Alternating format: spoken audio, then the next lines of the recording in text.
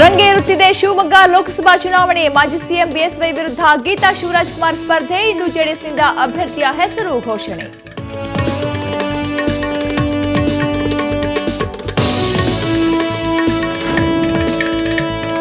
ಕಾಂಗ್ರೆಸ್ನಲ್ಲಿ ಇನ್ನೂ ನಿಂತಿಲ್ಲ ಅಸಮಾಧಾನದ ಹೊಗೆ. ಜೆಡಿಎಸ್ನತ್ತ ಜಾಫರ್ ಶರೀಫ್ ಚಿತ್ತ. ಕಾಂಗ್ರೆಸ್ ನಾಯಕರಿಂದ ಮನವೊಲಿಕೆ ಪ್ರಯತ್ನ ವಿಫಲ.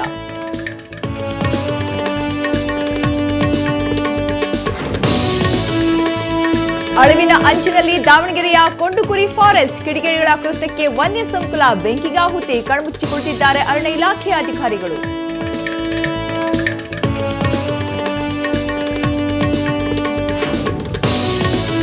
ಉಗ್ರರು ಮಾಡಿದ್ದಾರಾ ವಿಮಾನ ಹೈಜಾಕ್. 9/11 ಮಾದರಿಯಲ್ಲಿ ಭಾರತದ ಮೇಲೆ ದಾಳಿಗೆ ಸ್ಕೆಚ್. ಕಾಕ್ಪಿಟ್ ಒಡೆಯೋಕೆ ಬಳಸಿದ್ರ ಬೂಟ್ ಬಾಂಬ್.